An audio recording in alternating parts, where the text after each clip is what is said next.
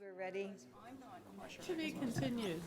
So it's now 6 o'clock, and I will open the Wellfleet Select Board meeting of Tuesday, January 14th at 2020. Helen, do you hear us? Hey, ladies.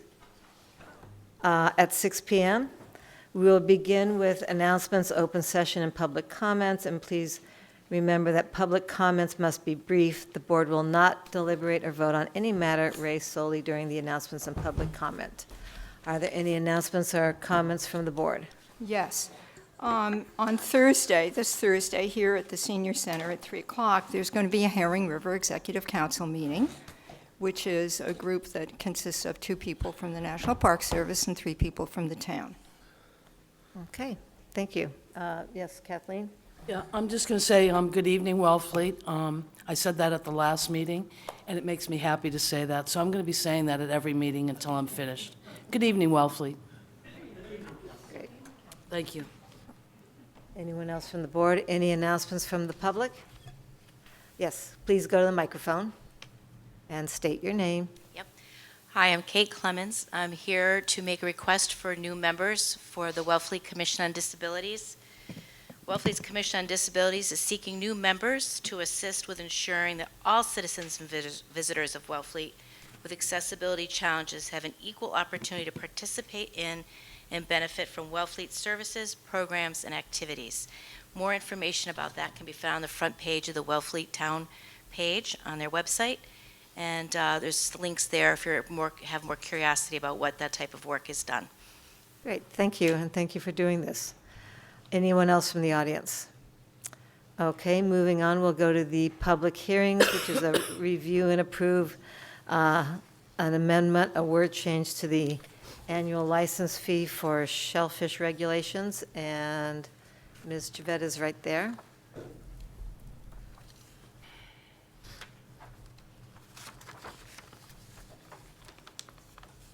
don't think I have to. Oh, this is for just grants, right? So as you saw from my email, it was becoming difficult to collect grant fees from both sides because it was a lot of invoicing for the administration to do. And then without invoices, grant holders weren't remembering to pay, obviously.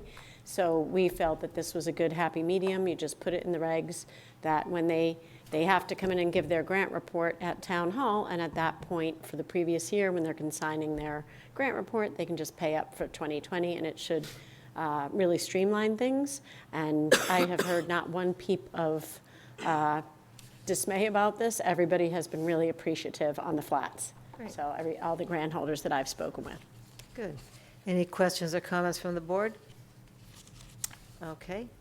From the audience? Good. All right. I've got a motion. Okay.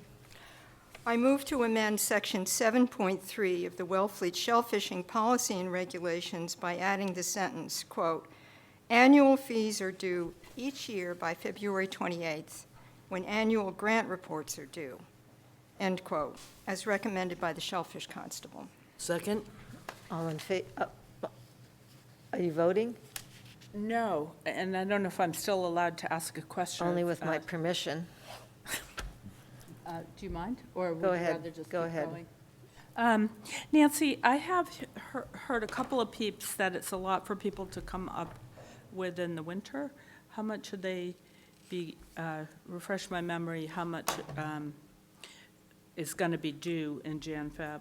$25 an acre Just the 25? Per licensee. per licensee. So for example, if there's 2 people named to a grant and they have 3 acres, each would owe $75. And then there's the shellfish permit, the commercial shellfish permit due. That's if you decide you want to be a wild harvester. It has nothing to do with the grants, though.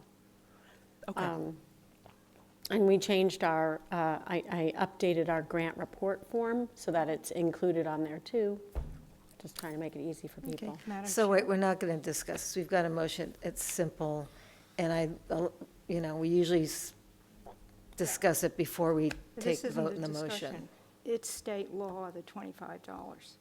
Yes, I understand that. It's not local. I was just Okay. reporting a couple of things, but Okay. Okay. Nancy answered that question. All right, Okay. so there's been seconded motion. All in favor? Say aye, aye, aye. Thank you. Thank you. Thank you. And now we have a committee update from the Energy and Climate Action Committee.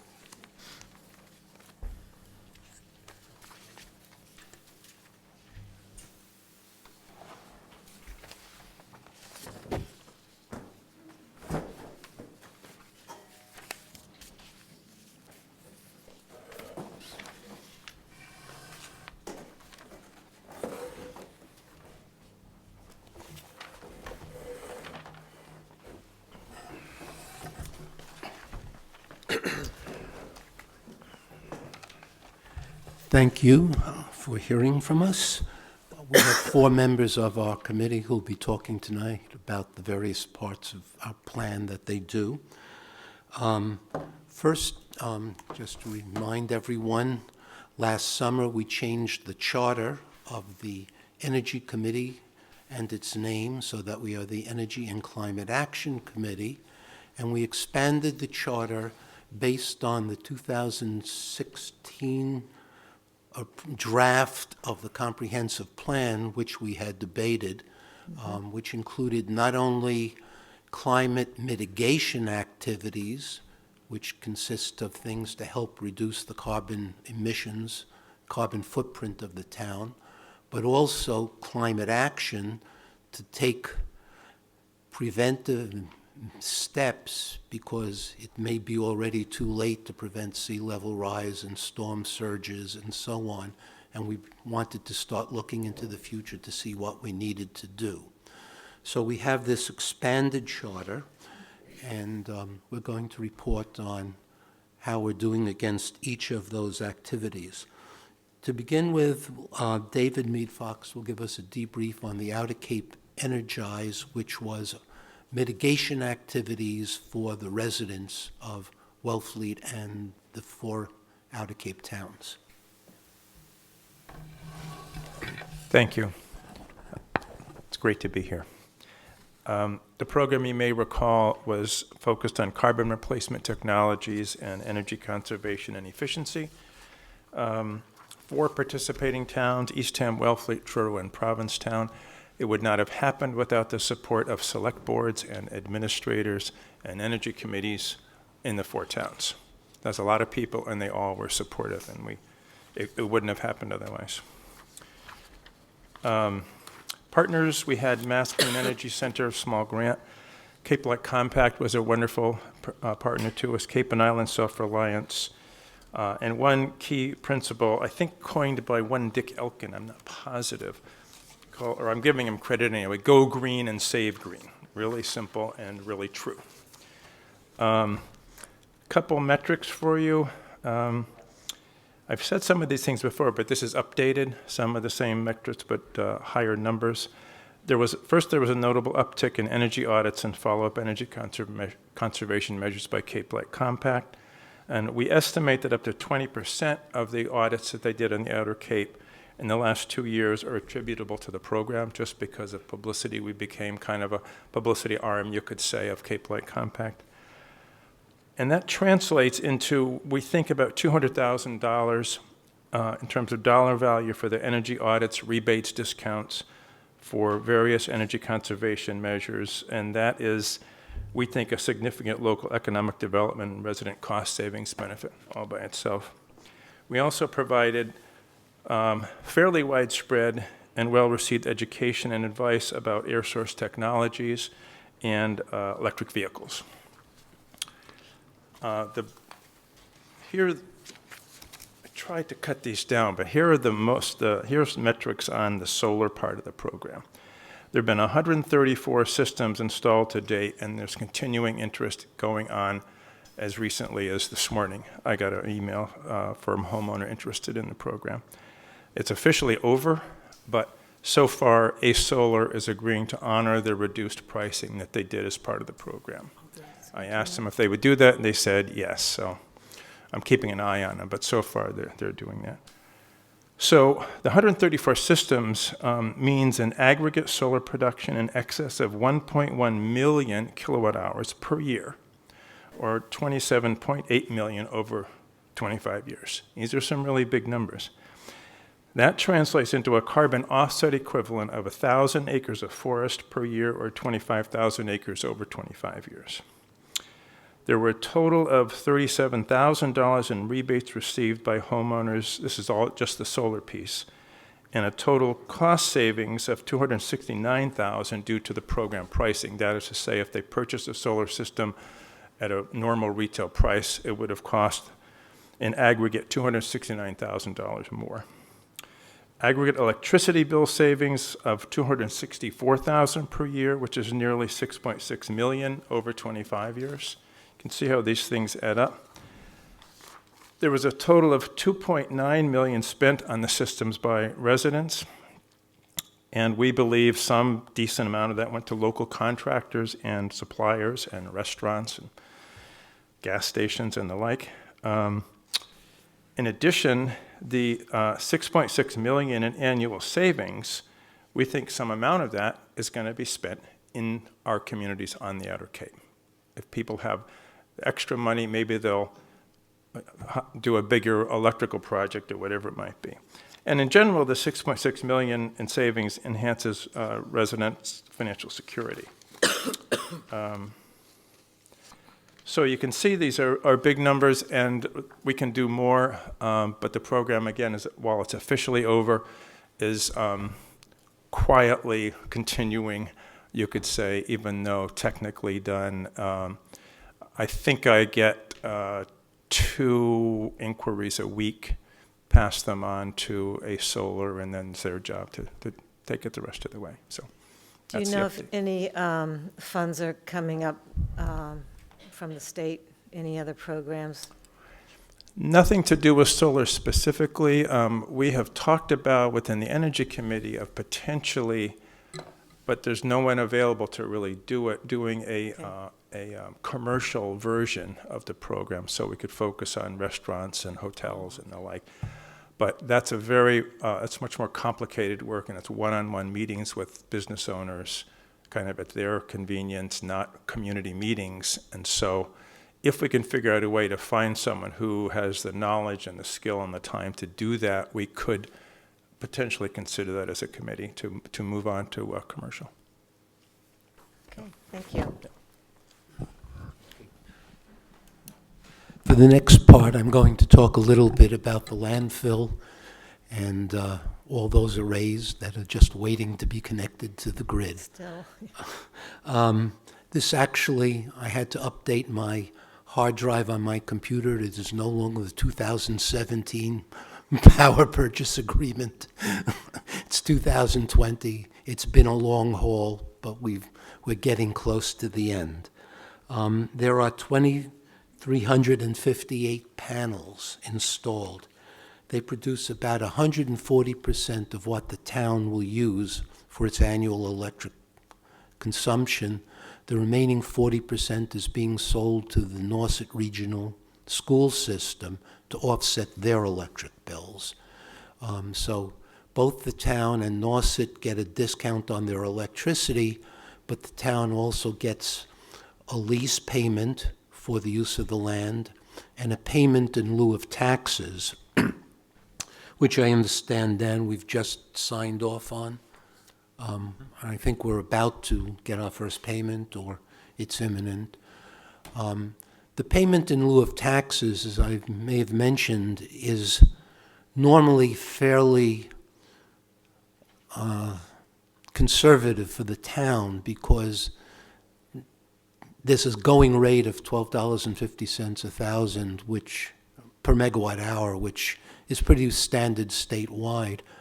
But because this town's tax rate is so low relative to the rest of the state, we're probably about either ahead or breaking even on what we would get if we were just charging real tax on personal property.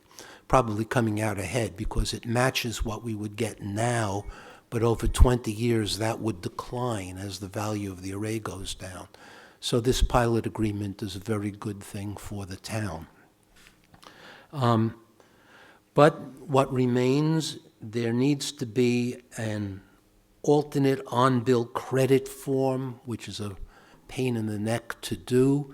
It allocates the electricity to the 35 or so different accounts that the town has to figure out who uses what.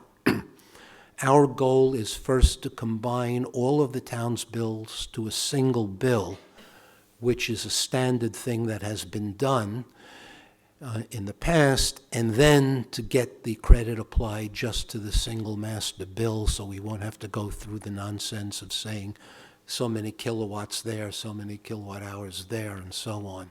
But we need to work with Eversource to get that done. Fortunately, it's a convenience for both sides to do this because it's once and done. So we're optimistic about that.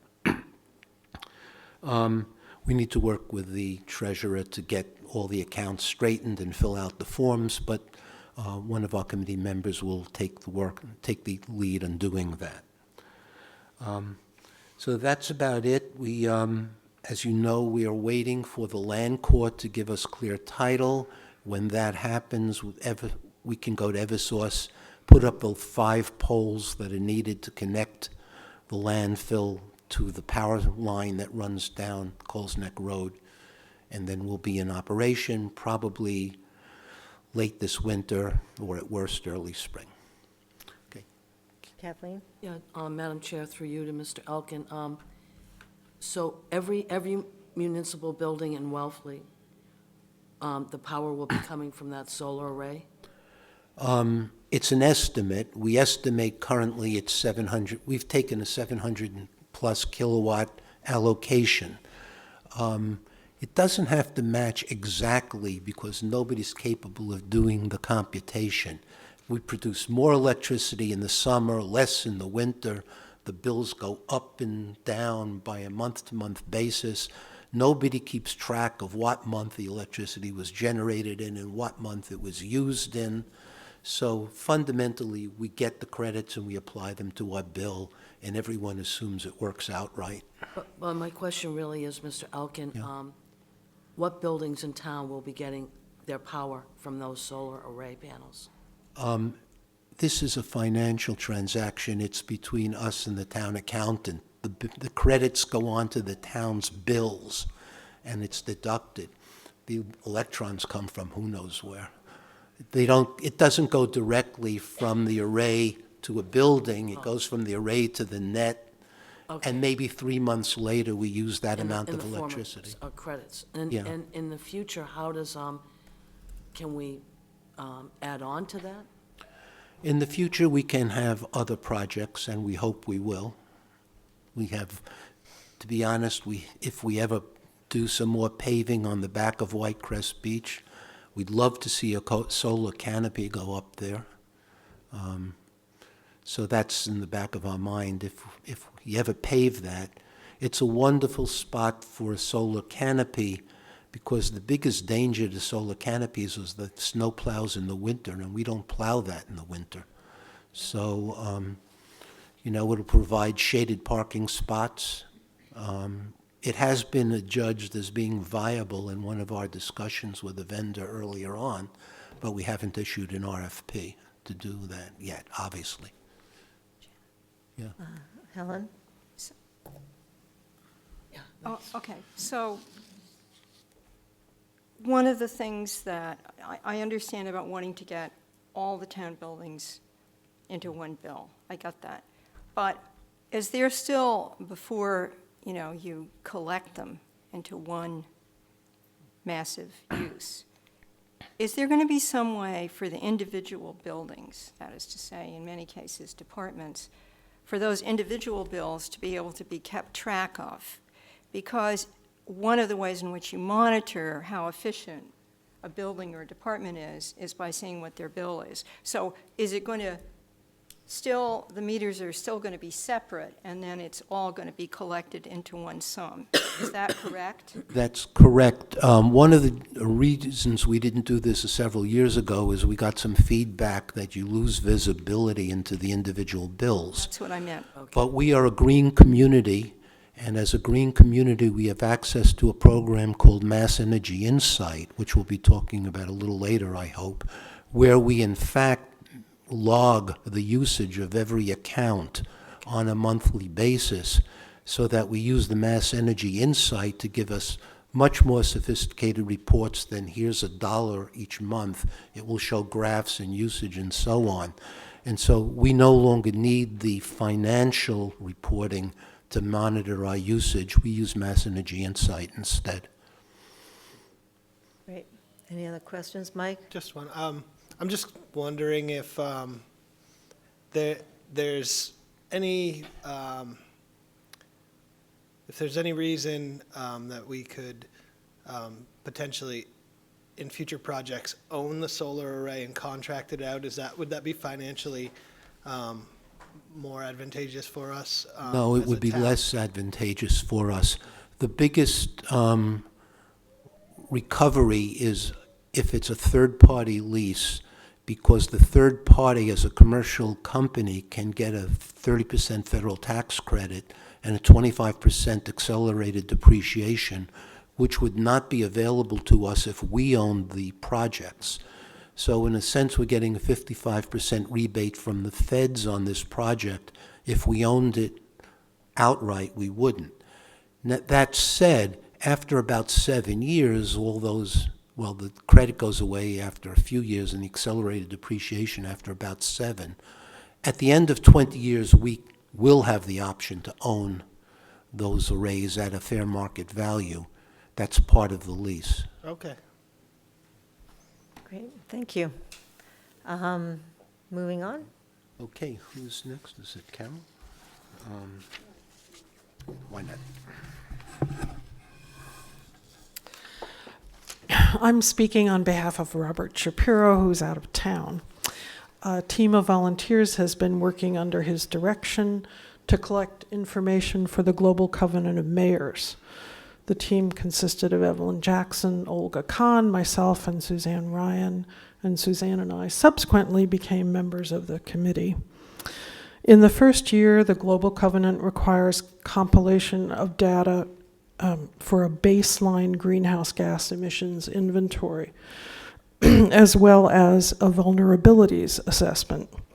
The greenhouse gas emissions data was compiled using information from the aforementioned Mass Energy Insight database, which is maintained by the Cape Light Compact, and it covers town-owned properties. We used the town assessor's database for the town at large and got data from suppliers and other sources. The vulnerabilities information was compiled largely using the 2016 Hazard Mitigation Plan.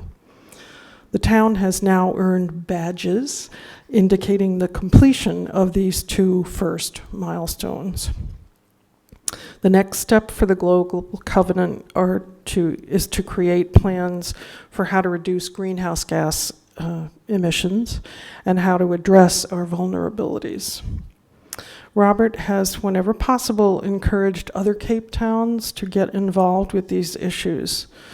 Some of the problems we've had with data collection might be more effectively addressed at the county level. For example, we could not get oil vendors to share data for usage within Wellfleet since they considered this proprietary information.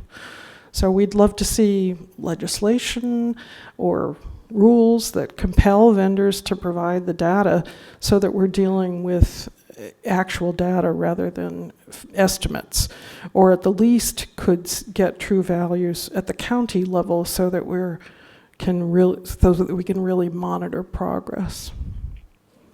That's it. Any questions? No, not from me. Anybody else? Nope. Okay.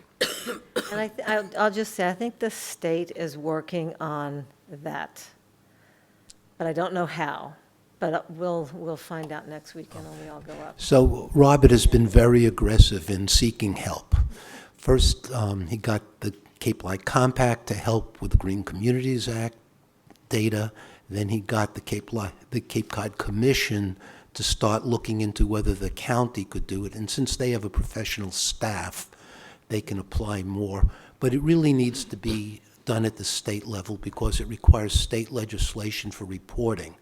We have met with Sarah Peak, and she had agreed to try to add the reporting requirement into the bills that are up there.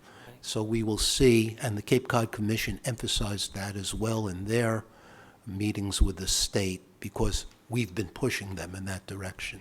Good.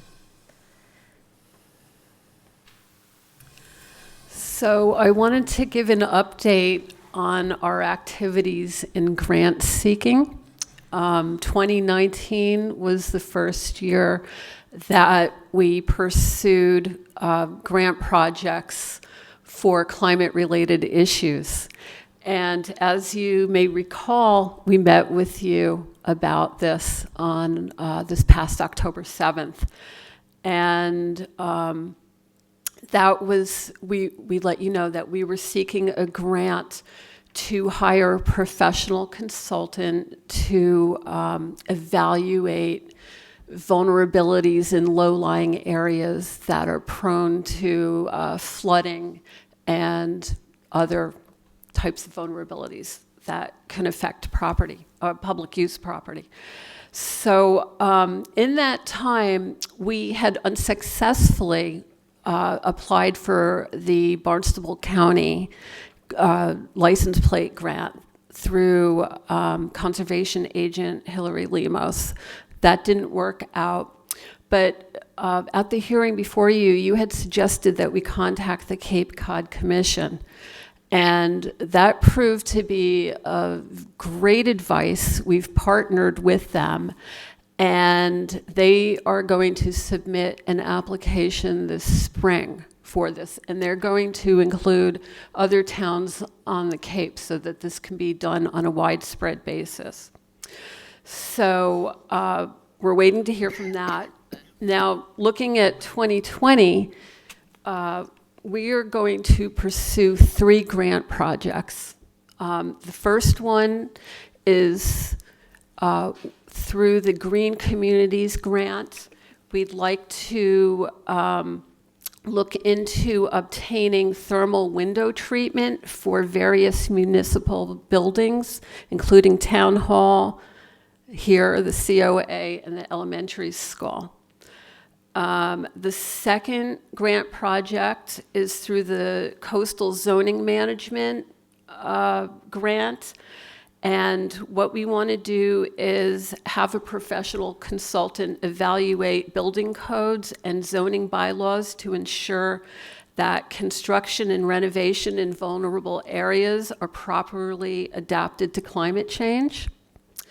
And then lastly, we are going to do a separate MVP grant, which will be later on in the fall, and that is to have a vulnerability assessment of at-risk populations and at-risk buildings in low-lying areas. Great. And then the last thing I wanted to add to that is that all of these grants require matching funds. And so I was wondering if it was possible to request a line item to be put onto the town meeting agenda so that we might seek that. I was going to say, we're all looking at you. Yes, usually. But yes, and you know you need to put the amount in, or Right. It would, generalization. Yeah. do you want to know the amount now, or Sure. $50,000? Okay. Great. Thank you.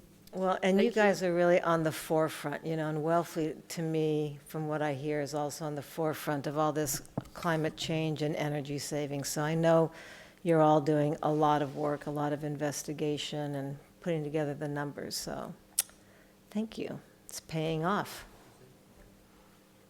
Yeah, a couple things.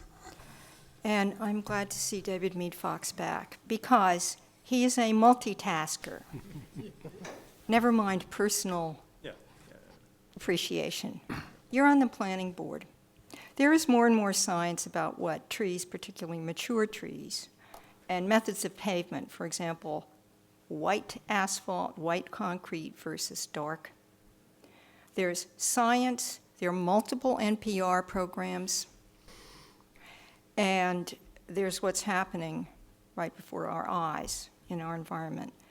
And I think it's time, and you can talk with Andrew Gottlieb about this because other communities have done it, that we have environmental bylaw and also zoning bylaws that require not these little despicable bushes, but full-size trees if people cut down trees, and minimizing in a zoning bylaw, because there's now all this substantial reason for it. It's not a decoration anymore. Right.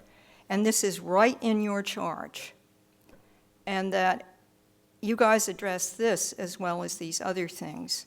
That's the first thing I wanted to say. The second thing I wanted to say is, when using consultants, and they can be really useful, be sure you have, as a group, and you probably already do, some sense of what you already know before you hire somebody. For example, the third thing, the vulnerability assessment for low-lying, the mobile home community that's down off Bakerfield, off Mayo Beach. That is something that has a red light going on and off in my brain. Right. And so be sure before you, I beg you, speak with a professional that you have some direction to give them as opposed to just do it, because they will be starting from scratch. Our plan on the consultants was not to get good ideas, but we think we know what areas we want, and we want help preparing for larger grants to actually implement things. Thank you. Okay, so we need the technical expertise on that costing things. We're not looking for help us. We're trying to give direction to them. Now, on the planning bylaw, there is already a grant from the Cape Cod Commission working with 4 towns to come up with a model plan. Eastham is one of those 4 towns. That's the one that's most similar to us. Yeah. So our plan was to take what they produced for Eastham and only adopt it very specifically to what's unique to Wellfleet. So we want to build on what's there rather than reproduce things. Great. Let me close, if I may, by giving you some indication of where we're going in the future. We're continuing our Green Communities Act work. We submitted the report, and we're going to try to take that over and make sure that it's in conjunction with the Cape Light Compact, that the report goes in on time, and the committee will take responsibility for that. There is a vehicle policy in town on energy-efficient vehicles, and we think it needs updating because we feel that we're getting closer to the point where electric vehicles are not only possible but cost-effective. And so we'd like to look at that, looking a couple of years into the future when there will be many more electric vehicles in town. In fact, one of the actions we're going to do is to try and put together an electrical vehicle fair where we can get manufacturers to come in and bring samples and educate people. It's not there yet, but it's getting very close. And we'd like to be there as soon as possible. Maybe educate people on the kinds of charging stations that are needed and where they might go, and educate ourselves on that. There are a couple of articles floating around. I think there's a movement to put one on the next town meeting from 350.org. I don't know if you've seen it yet, but essentially it calls for going to net zero as soon as practical. Very vague. They're putting it on the town meeting warrant for all towns on the Cape. We're going to take a look at that. Our The plan that we voted, actually being relatively ambitious, was that we would try to get the town to net zero by 2030. And so we're going to try and see, as it gets closer, it may in fact be possible with electric vehicles and air source heat pumps and so on to get closer to that. If not zero, 90% of the way there. So that's what we're going to look at. We're going to have our contribution to the comprehensive plan. We submitted something a year or two ago, but I gather the structure of the plan is completely revised per the latest standards from the Cape Cod Commission, and what we wrote was organized by each of the 10 different town committees, and now it needs to be organized in a radically different way. Sounded rather pointy-headed to me when I first saw it, but then I read Bourne's plan, and it's terrific. So, in fact, it makes a lot of sense. I sent the copy around to various people, and if we could do anything near what Bourne did, we'd be very well off. Of course, they have 2 town planners, not just one, but 2. Okay. The other thing we're looking at is how we can help out with Lawrence Road to get them subsidies for their heat to make it a green heating source. Yeah, I think that would be good. Great, wonderful. Justina? Thank you. The dedication and expertise in the group is really apparent, and I just wanted to remember a UN climate change report, I think about 5 years ago, that pointed to the importance of local communities and also being able to be a beacon for change in local progressive communities. And I know how dedicated everybody is on this group, and I wanted just to thank you for that. Thank you. Thanks. All right, wonderful. So CPC needs hearing. Nope.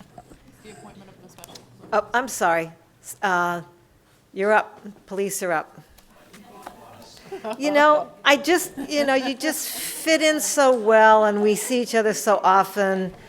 And you always sit in the back. Like school.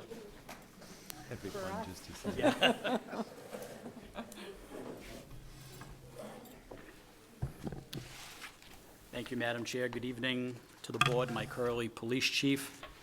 This evening in your packet is a request for a full-time police appointment. You probably heard when I was here for the budget last week, and in the past, we had a resignation back in November of a veteran officer who moved with his family out of state. We began a search process to continue to stay ahead of the curve with hiring. A search committee of a sergeant, 2 patrol officers, and we got down to 8 candidates. And the candidate in front of you tonight, Matthew, made it to the chief's interview with myself. And we're lucky, Matthew was in our process this past summer also, and he made it to the chief's interview.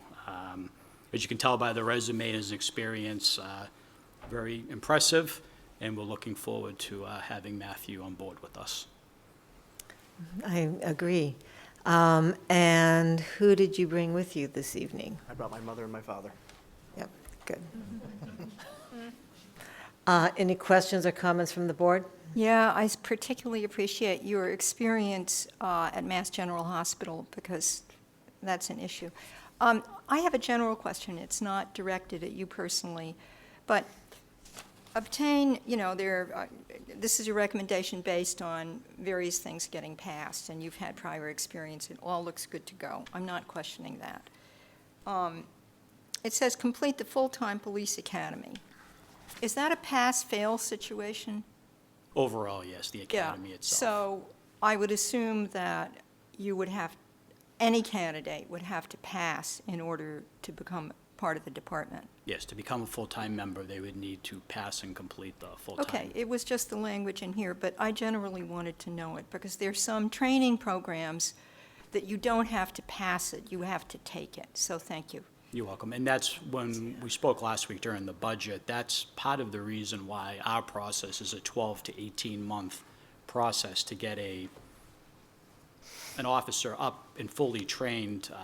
Once Matthew comes out and Michael, who began the academy last Monday, they'll go through an extensive field training program. So both of them will not be available for staffing until this fall. So you can see how the timeline can be extensive.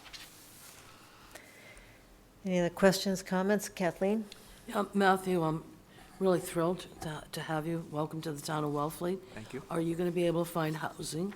I've already started my search for housing. I grew up summering or vacationing here, and I have I did work in 8 years in Brewster, so I have a lot of friends to reach out to, but I am actively searching and have some good leads. Great, thank you. All right. May I have a motion? Are you making a motion or a question? Oh, just a couple of quick comments. I really enjoyed reading your application and your, as Kathleen said, Helen said, the experience at the hospital, but also your volunteer experience serving the community. And I think that your dedication to your career path showed through. And I think that we're always thrilled when a fine young man like yourself wants to join our force in our community. Okay. Yes, go ahead. I move to appoint Matthew McHugh as a full-time police officer from February 17th, 2020 through February 16th, 2021, as requested by the police chief. Second. All in favor? Thank you. I look forward to supporting you. Thank you very much. Appreciate it. Thank you. Thank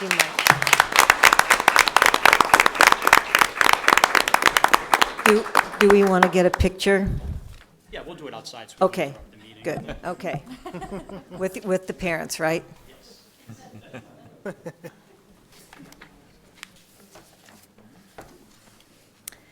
Okay, and now we have the CPC needs hearing.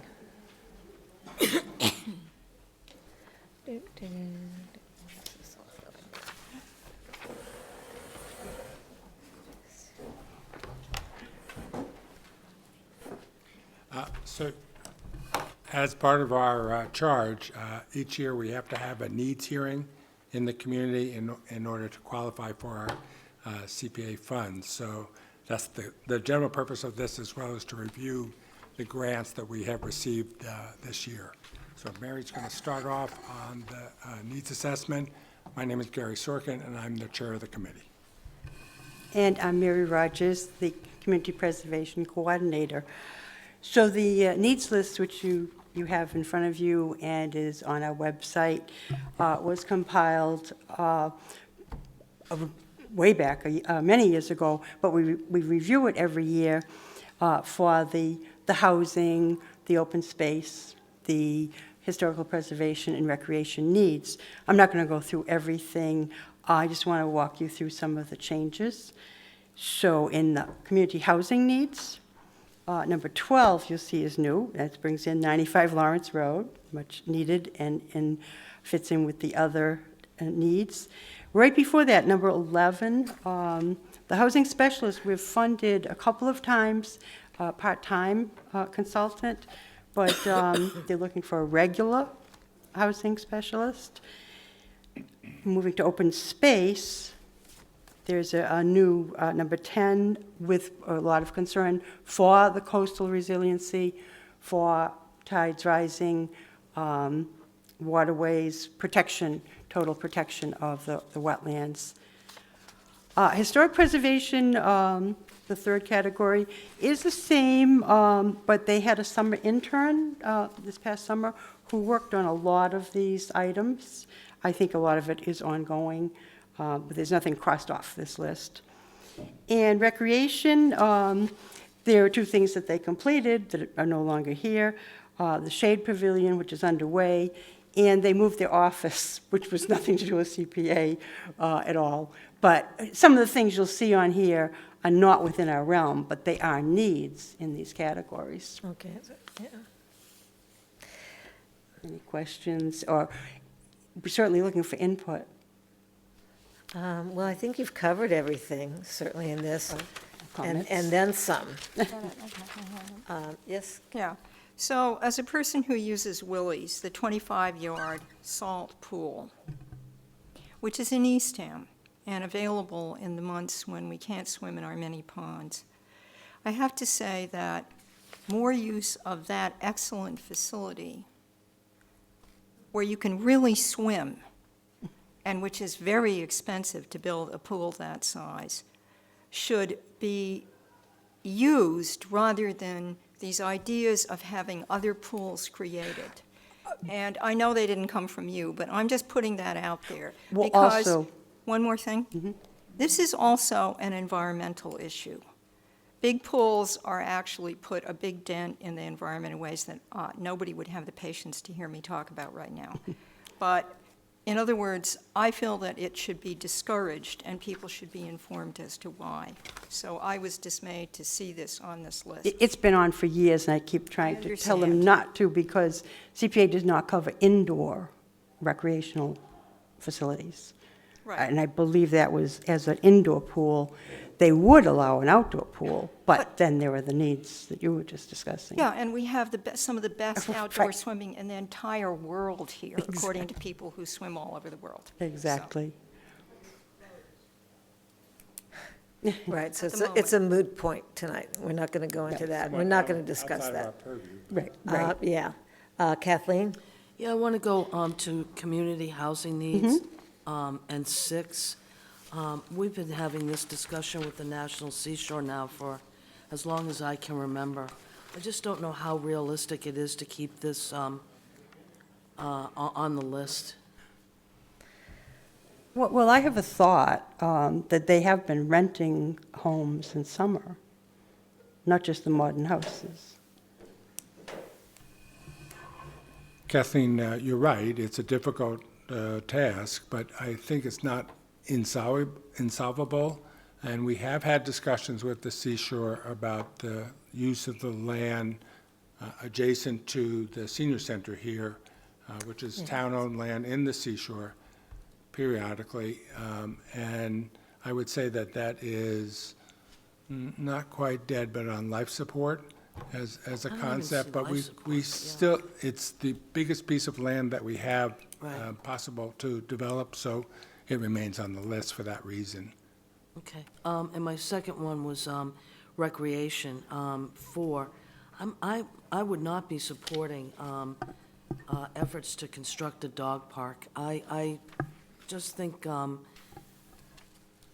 I've heard so many nightmare stories from the dog park in Provincetown with regard to, you just don't even want to know. I mean, people getting bit and dogs and fights and all sorts. I don't think it's going to work. It's something that comes up as a need. We've never had any kind of an application. Okay. And you think, dog park, housing, Yeah, really. okay, good. You see where I'm going. Thank you. And these are just requests that people have put in Right. and suggested and would like. That doesn't mean that they're happening. So I don't know if, Oh. I'm sorry. Go ahead. Justina, do you have a question Oh. or comment?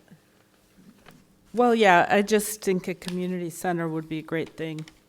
I'm not going to get into the swimming pool versus the not swimming pool, but if we're serious about opiate prevention, I think it's very important for the youth of our town to have something to do.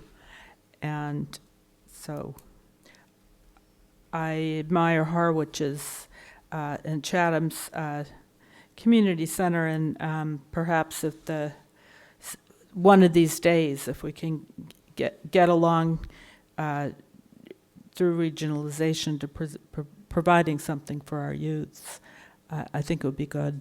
I think otherwise we're failing them. Well, this might be a good time to ask our town administrator to confer with Eastham, Truro, and some other towns about purchasing Willie's Gym if they want to sell it. That was brought up in the paper, and other people have talked about it, but not tonight. Not tonight. everyone here can think about it and come up with a suggestion and some money. Good. Maybe Anything else? just for information purposes for everyone, the way the CPA works is that there are 4 areas that we can provide grants to: recreation, open space, historic, and housing, and that we have committees in each of those areas, and these are their needs. So they give them to us as areas that they would like to see funding associated with. So really, we're reporting on these needs, and we have Great. representatives from each of those groups on our committee. Great, thank you. Thank you. Sure thing. So would you like me to quickly review the applications for this year, or? Oh, sure. not I didn't know necessary? you were going to do that. Sure. Yeah, okay. So I think the first one you have is a request for, We didn't get any of the applications. you just have a list. Okay, yeah, okay. Is- Yep, The first yeah. one is rental assistance. Yep, And as you probably are aware, is that for approximately 10 years, we have been providing emergency rental assistance for families and individuals in need. In 2019, we provided assistance to 8 different families. Almost all of these are families with single-parent dependent children in the family, and/or seniors on fixed income, much of which is below what they can pay for rent in Wellfleet. I don't know if you're aware, but Wellfleet is the most rent-burdened town on the Cape. And by that I mean that more people spend more of their income on rent in Wellfleet than any other town on the Cape. So it exacerbates this, but these are really people in desperate situations. It's meant to be short-term, sometimes it gets elongated. We have funded this traditionally through CPA funds. We've also raised approximately $50,000 from various sources to offset the money that we get from CPA. This month, we will effectively run out of CPA funds. So we're now using those other sources to help us bridge the gap until this money, which would become available approximately July 1st. So this is a much-needed request in the town. Any questions on rental assistance? No. Well, this is directly about that. I question the cemetery amount. well, wait, let's take this, we're going down the list. Yes, we are, but the rental assistance, not just because of what you said, because, I'm aware of it.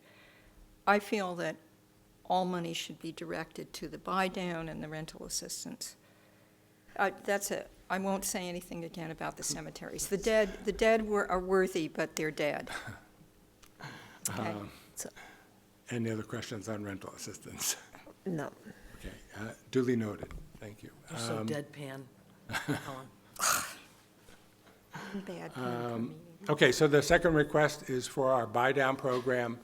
For everyone's information, we have done 6 of these. They have gone to a shell fisherman, a shell fisherwoman, a teacher in the town, a town employee, a chef, and a person that works at a nonprofit. And what we do is we provide a grant to help them buy a house. So what we really like about it is the fact that it gets done lightning speed in housing. So 6 in approximately 8 years is really good. The second is it puts no extra burden on any resources. So whether it's water or road or traffic, these are existing homes where we're essentially buying down the price of the house. The average price that the folks have paid for these are slightly more than $200,000. When taking the grant into consideration, the median price for a house in Wellfleet today is approximately $500,000. So for many of these folks, it's the only way in which they will be able to afford a home, and we go through an extensive examination process. They need to qualify for a bank mortgage. We look at it from a 5-year horizon in terms of repairs, so we don't want them to move in and not be able to eat. So we're fairly careful about it, and all of them to date are still in the hands of the people that we have granted them to, and they're all deed restricted, which says that if they wanted to, tomorrow, they win the lottery, they want to sell their house and move somewhere, that's great. They have to sell it to an affordable person at approximately the same price they paid for it. So it works fairly well. And this will be, again, I was thinking of our young policemen there would potentially be a prime candidate, a two-wage earner family to qualify would have to make less than $55,000. So it's within the grasp of all those kinds of work that I was referring to. So these applications you have approved, right? Yes, these are They've all all done. done These- since November, December, okay. Right, and we generally do them in the fall after the summer busy season, and we hope to do one again if this is approved at town meeting for fall of 2020. The Cape Housing Institute, this has been ongoing for a number of years. They just had their wrap-up session last week for the latest round. It's done by the CDP. They asked for 2 years funding. We're a little reluctant to give them 2 years in advance, so that's why it was cut in half for 1 year. So I have a question about that. Didn't we approve money at town meeting for them? It's the same money. It's the same money, it Yeah, comes, it's it a comes, CPC okay, that's what I request wanted to clarify, and right. okay. Fourth year of doing this. Fourth year of them, Right. yes. And yeah. it's open to anybody, and at the last It's been very wrap-up- successful, Yeah, I know a number of you have attended it, yeah. and I think it's well worth the money. Let us discuss cemeteries. We really feel in the CPA, and I think now I'm speaking for our members at large, is that there is a need to do this. We have funded it in the past. That is to say, this is the headstone restoration project. Okay, yeah. And we CPA have funded in the past. They actually have some money left over from their last one, and so we wanted to bridge it, but we also want to advocate on their behalf. They really need some funding from the town to do this, and we would definitely support any effort to get them some money in this year's budget for the purpose of both the headstone restoration as well as the maintenance of the cemeteries. So this is why I always suggest that with Ancestry.com and all the information online, particularly Find a Grave, that I don't know whether they've taken my advice, I have a feeling they haven't, but that you can go and find a grave, and you can look up almost every gravestone and families that are connected to it, and you can find the family possibly, and it's been done, I know it's been done. I've actually donated to 2 ancestors' graves, they found me, but to fix them up. So that's another thing, if is anyone here from the Cemetery Society, whatever it's called? Yeah, it's a great way to get the family involved. They might not even know about their grave, so, but that is one way to do it. You're right. They need to do more private funding, but Yeah. it would be great if the town could see their way to helping them with some Well, of they these. gotta ask, right? I mean, you Can't know, hurt. Right. Justina? Through you, I'm very much in support of the cemetery grant. I think it's a small amount relatively to the entire budget, and it's part of Wellfleet's heritage and history. And it's a matter of speculation whether they're dead or not. Might be haunted over there. And people like, Yeah, none you of us better really fund know it. for sure. So it means a lot to a lot of people to visit a family member or to just go look at our piece of our past. So I'm a big supporter of that. 2 questions. Mm-hmm. So one of them was from the previous thing, and you didn't do your wonderful thing that you usually do, is ask if there are comments. So I'm going to ask a question about a previous thing. But the DPW, in their budget, mows the cemeteries. Is that correct? Again, we don't represent the cemetery. No, I Or know, the but I DPW. think I'm right That is- about I that. believe My- they do, Yes, yeah. I guess So- I'm looking over at Dan, but I believe that is the. Yes, okay. So the second thing, both my parents are buried up on the hill. Right. And I have other people that are important to me. And I understand what it means. It's a kind of a park, actually. But if I weigh that against somebody being able to afford their rent, Right. I just can't do it. And $50,000 is a large amount. That's the second thing. But the first thing was about the buy-downs. Pinned down for me here in public very clearly, which group monitors that if a buy-down gets sold, it remains affordable? Is that the Housing Authority that's in charge of that? Can I give you, yes, and another group. So. What is the other group? The Housing Authority, but for all the buy-downs that we now do, we went through a fairly rigorous process of getting them approved by the state. So the Department of Housing and Community Development, DHCD, we used their deed writer. And because it's been approved and we use their deed writer, they are an enforcing entity if someone were to try to break that. So it doesn't fall just on Wellfleet to make sure that it happens, but in fact the state. So does that automatically get triggered, that scrutiny? Yeah. Yes. Thank you. That's all I needed to know. Okay. Good. Yes.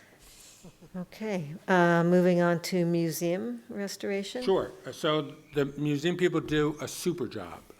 And I would say that if you were to rank the quality of the applications that we get, they're like the A+. I mean, they're really got their stuff together and they do a great job of that. We have provided the museum with, prior to this, approximately $850,000 of CPA funding. So it's a good chunk of change. This is to make the interior of the new section, or the middle section actually, Kathleen, to make it usable and accessible by the public.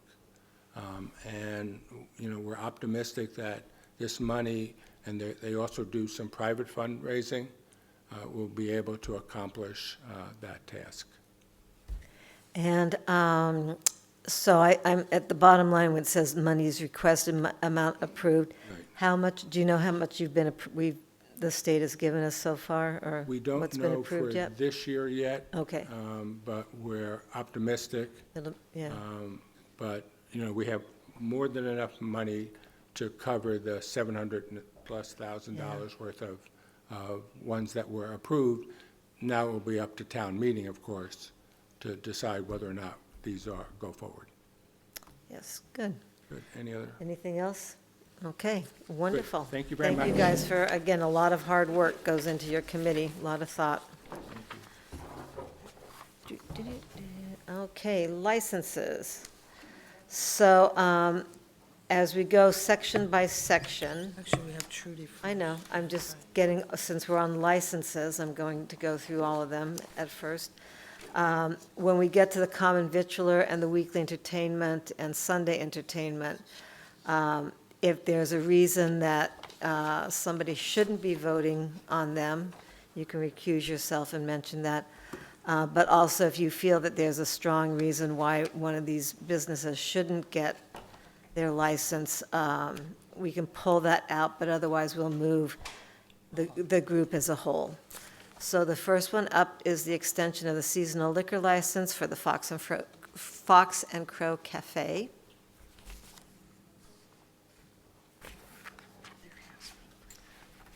Hello, I'm Good Trudy evening. Vermeeren, owner of the Fox and Crow Cafe. I'm coming before you to ask for another extension of my liquor license, which has been a seasonal. We were able to put heat in the building and have that, and we've had a fairly high demand for people who've wanted to come in and have a beer with pizza, have wine. And I've applied for a annual liquor license, which can't happen until the 28th because of advertising requirements. And I would like to request, if the board sees fit, to extend that license at this point until the time that the state would approve, subsequent to your approval, of course, the year-round liquor license for my establishment. Any questions, comments? Okay. Happy that there's another place I open. know, it's very important. That's my comment. Thank you. Yes, To Justina. Mike's point, what days are you open? We're Thursday through Monday, 7 to noon, and Friday, Saturday nights, 5 to 9 for pizza nights. Awesome, thank you. You're welcome. Can you do the pizza nights again so I can write it down, please? Friday, Saturday, yeah. And we're also trying to do, I think you're mostly aware that we're trying to do some other community events. We're hoping to do some sort of collaboration pop-ups with other restaurateurs, chefs. It's more, it's very informal. It's more to get people out and have something to do. Nice. Yeah. It's great. And very cozy in there, the heat. May I have a motion? I move to approve the extension of the seasonal liquor license for the Fox and Crow Cafe until the application for an annual license is approved by the state. Second? All in favor? Okay. Thank you very much. Good luck. Thank you. So now we'll do the approval of the common victualers licenses. Are there any recusals or comments about any of these?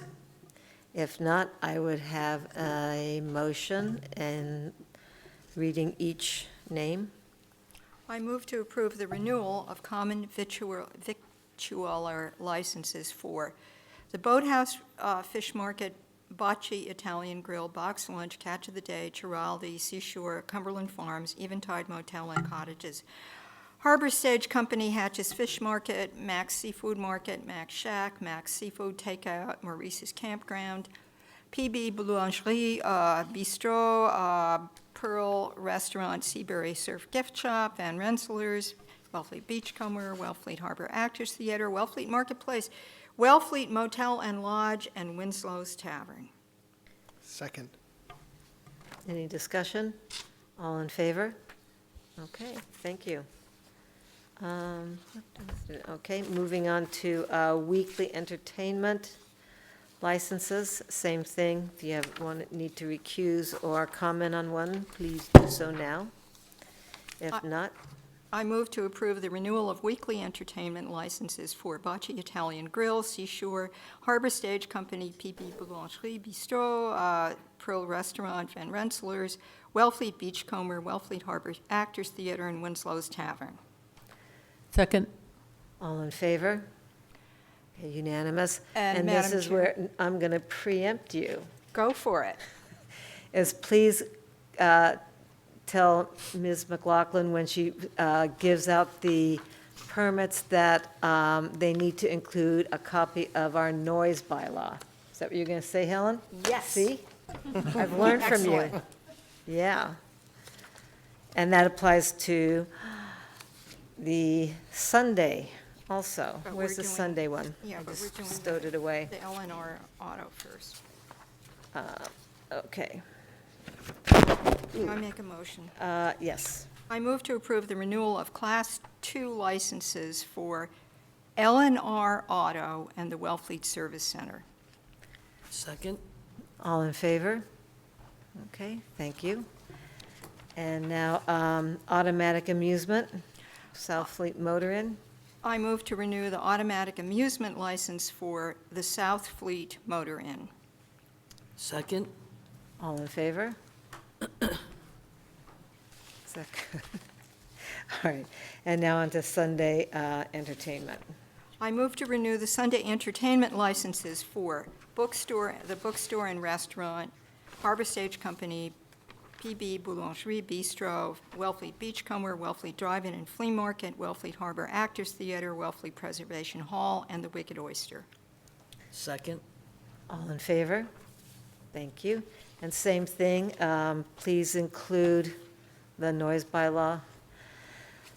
And, good, moving right along. We've got board committee appointments, and we have Ms. Vermeerhen back again. Busy night. Yeah. So this, for the audience, is that because the Conservation Commission has a couple members taking vacations, they've requested that Trudy steps in on a temporary basis to the commission. You want to add anything? No? I said yes. Any questions? You want to make a motion? I'd like to say thank you very much. I couldn't imagine having to table all those prospective hearings. Yeah, So, and I'm here, I have the time, I can do it, so, we're appreciative.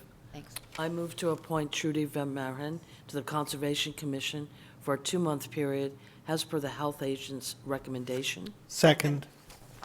All in favor? And do we need like a time date? When are you starting? I Like think now? tomorrow night. Tomorrow night, okay. So we Yeah. could add that if anybody Yeah, wants for a to. 2-month period, it was supposed to be. Okay, I think it's 4 meetings altogether. Yeah. okay. Madam Chair, Very just good. quickly for the audience out there who may not know, Ms. Vermeeren was the chair of the Conservation Commission for quite a long time. She's all trained. That's why we're able to just stick her in. Yeah. Thank you.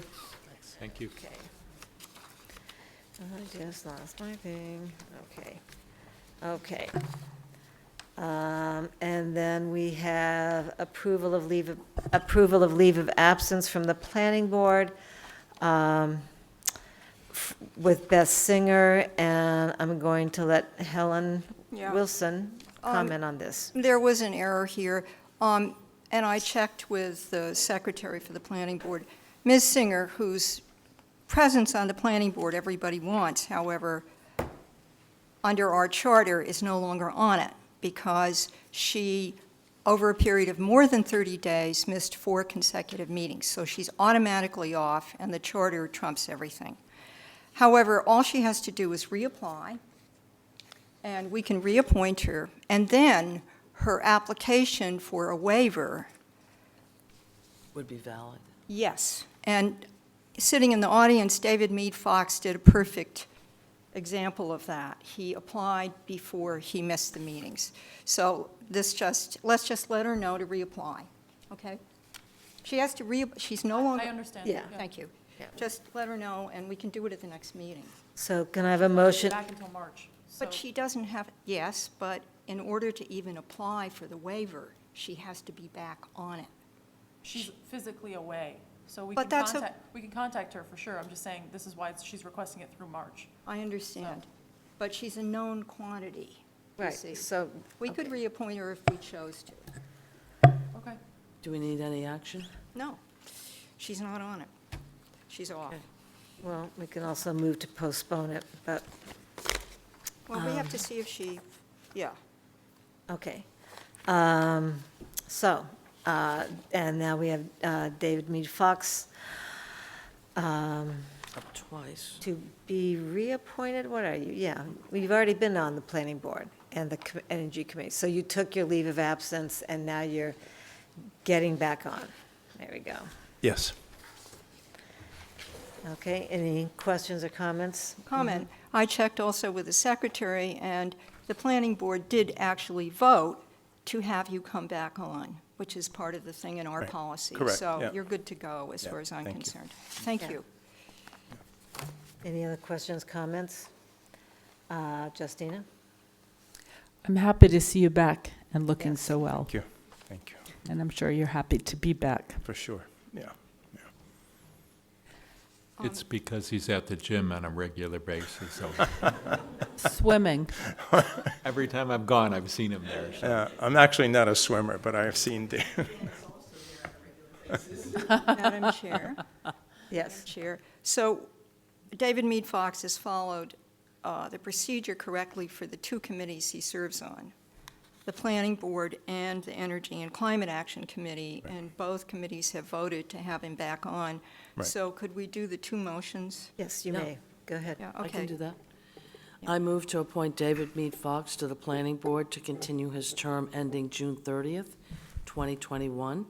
I move to appoint David Mead Fox to the Energy and Climate Action Committee to continue his term until ending June 30th, 2021. Second. All in favor? Thank you, and thank you for the work you've done and will continue to do. Yeah. And now we have your reappointment to the Cape Cod Light Compact. You've been missed. And that my appointment as the alternate representative apparently had expired at some point, so I was advised to reapply for that reason. Okay, any questions on that, comments? Hearing none, may I have a motion? I move to reappoint David Mead Fox as the Wellfleet representative alternate for a one-year term. Second. All in favor? Thank you again. Can there? I just take a minute? Yes, you may. I just want to thank people, so many people who provided support.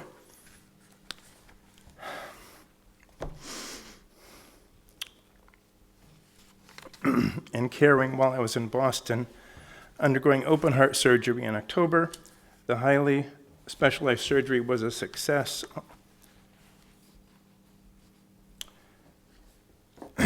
Sorry. Okay. But I couldn't have gotten through it without Meryl. Almost done. We're so happy to be home and have much gratitude for many things, including being part of the Wellfleet community. Thank you. Well, Thank you. we're glad to have you back, David. Thank you.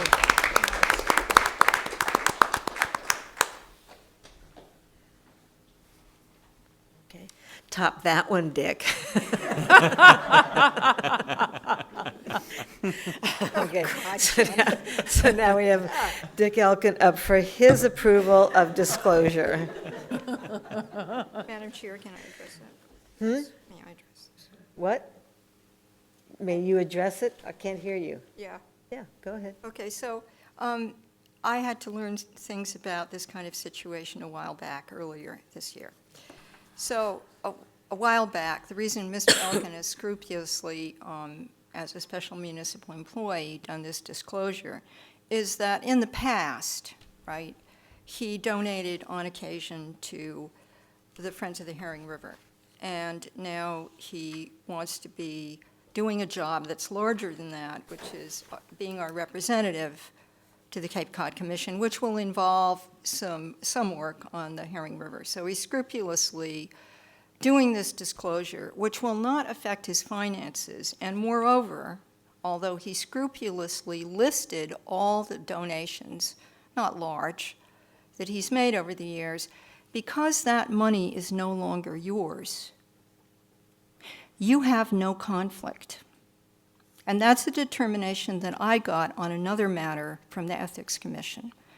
Your only issue is with the IRS, but these are all past donations, and my recommendation as a member of your appointing authority would be no more financial donations as long as you're on the Cape Cod Commission to anything that you might possibly act on. Okay? Got it? In other words, you're donating your time, but no more financial donations to anything you could possibly act on at the Cape Cod Commission. Yeah, Janet, may I? Okay?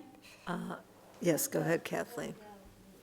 Wait, you got to come up to the mic, and Kathleen's speaking, so go ahead. Yeah, Dick, that's my only, I'm going to agree with Helen. I wrote in my notes,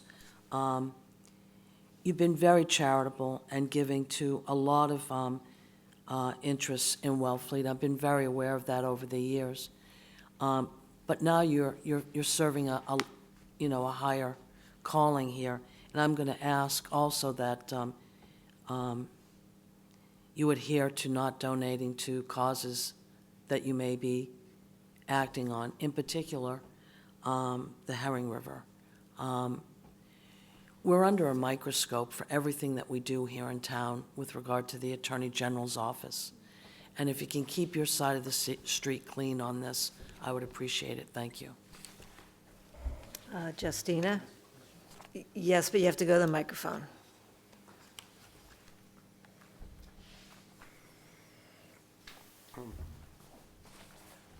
I don't particularly care one way or the other about the Herring River, but a lot of housing issues may come up, and I would hate to preclude making donations for public housing. In the future, I have no idea whether anything will ever come up, but I would certainly not want to preclude that. I think the point is that you can just disclose it. But Okay. go ahead, Justina. I don't want to cut you off. No, what are you going to say? Well, I'm reading this as a disclosure of appearance of conflict of Right. interest Yeah. for him, Right. not a conflict of interest. I'm not sure this has been reviewed by an attorney. It has been reviewed, and you get 6 opinions from 6 attorneys. Oh, lovely. I would have no problem with that. I'm going to defer to people who might know more than me, but it's, you've disclosed that you make minor contributions to something you might vote on. So I'd want to see, I'd want the lawyer of the day or the Mr. Hort. Did KP Law look at this? No. Yeah, I mean, shouldn't we just have the lawyer look at it? Because it's about the law. Well, I've talked to the Attorney General's office. Yeah. They said file a form, it doesn't take anything. Yeah, that's what Yeah. many That was people have it. done in the last few months with it. We're not the lawyers. Yeah. The lawyers are the Attorney General's office, and they are the deciders, and their attorney of the day is excellent, and their process is excellent, and I always go to them first for a variety of reasons. Without asking about your marital finances, it's none of our business, but you can't do anything that affects the finances positively or negatively of your immediate family, your people you Yeah, do business with, understand. or yourself. And I'm going to say again what I said before.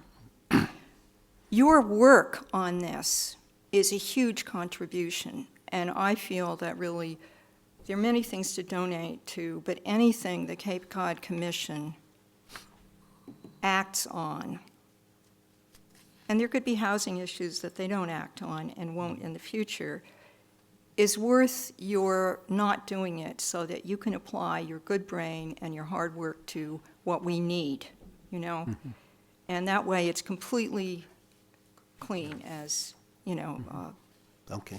Kathleen said. I'd like to make a comment real Yes, quickly. please, Mike. I disagree with Helen on this. If you want to make a donation and it's an appearance of conflict of interest and not an actual conflict of interest, that's up to you and attorneys, basically.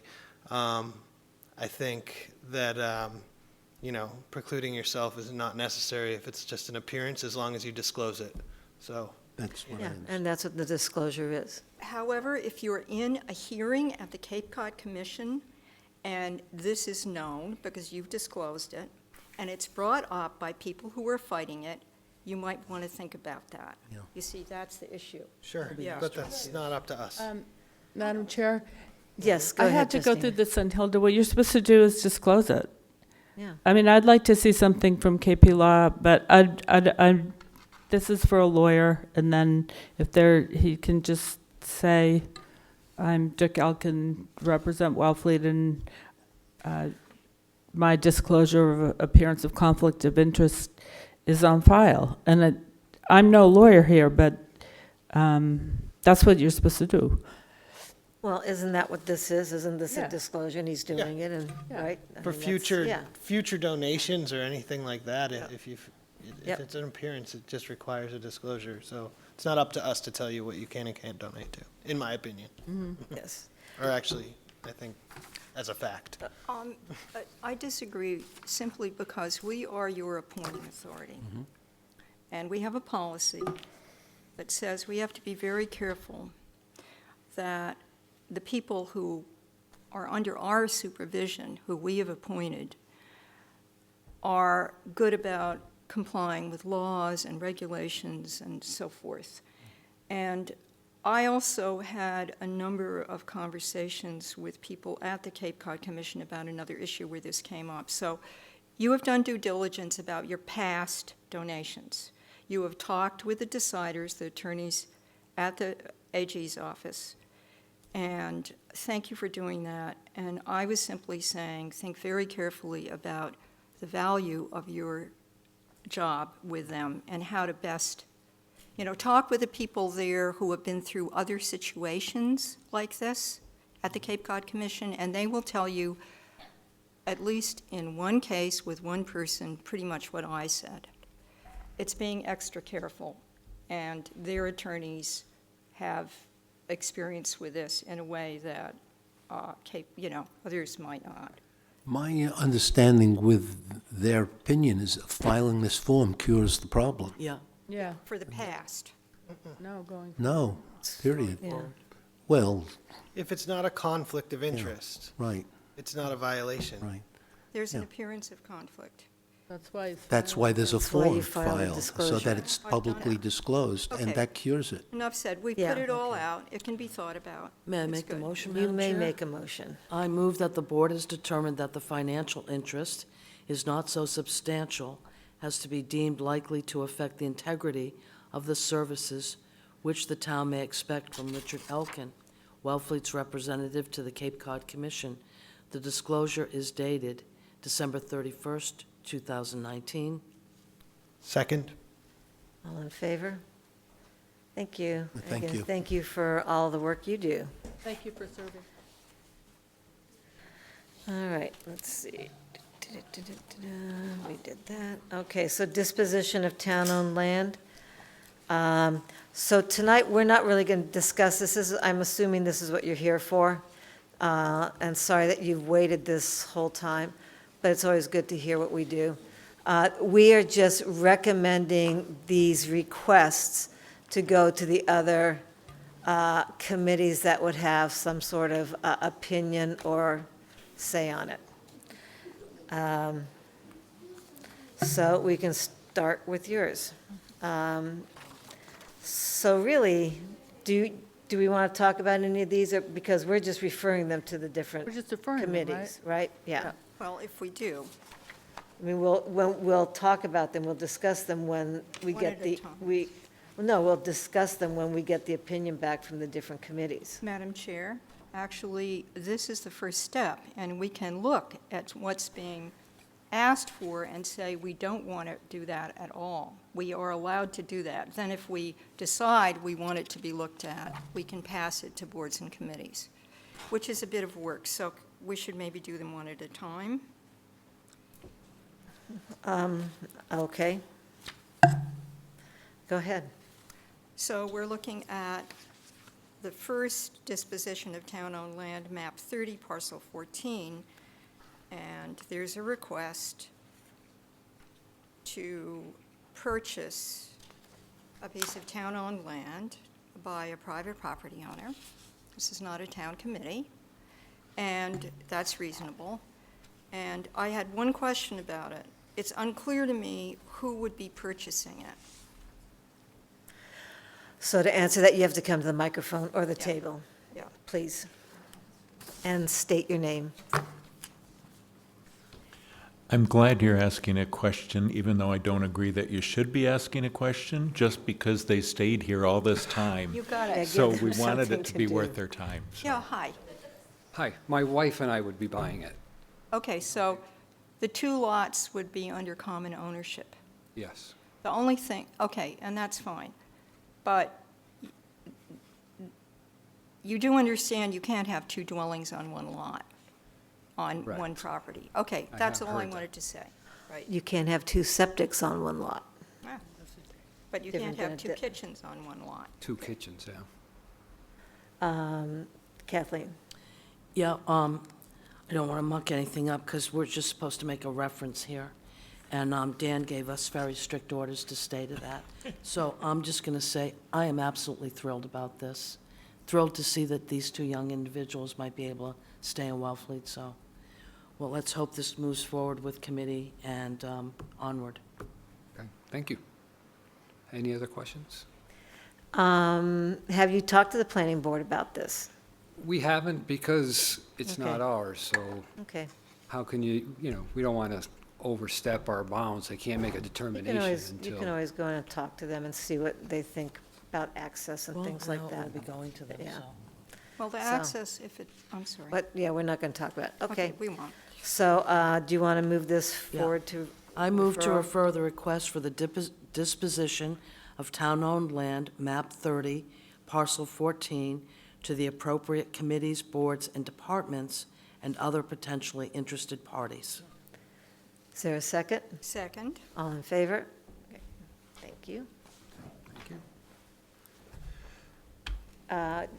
Quick comment. Okay. And you're sure you're all going to get along together? We've gotten along this far. Sounds like a wonderful plan. All right, thank you. Thanks. Okay, and now we move on to the disposition of town-owned land, map 20, parcel 11, 12, and 16. Any questions or comments on that? Madam Chair, Mm-hmm.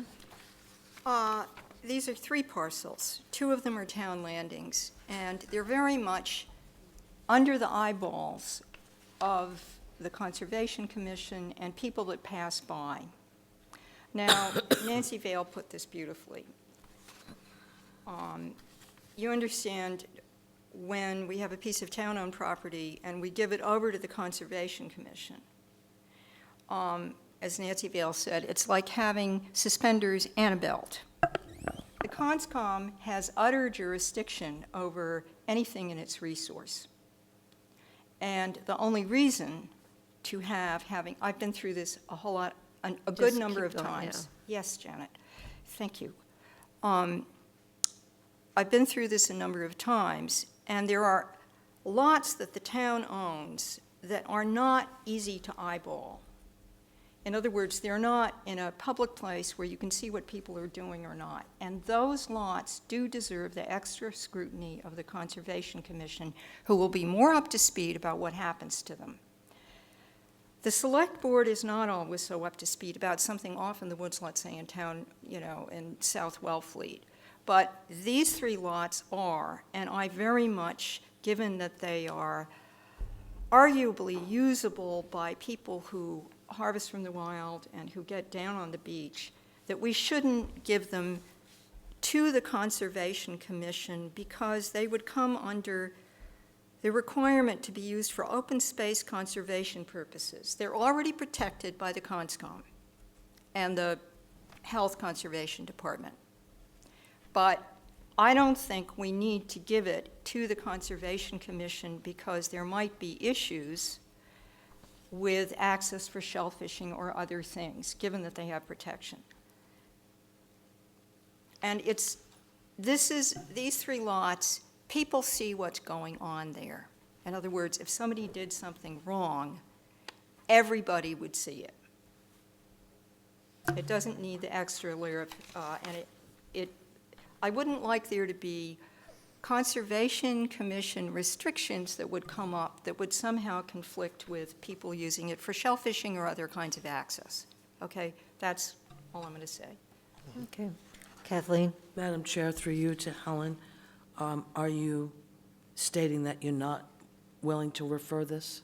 I think we shouldn't refer it. I think it's got decent protection, and we shouldn't refer it.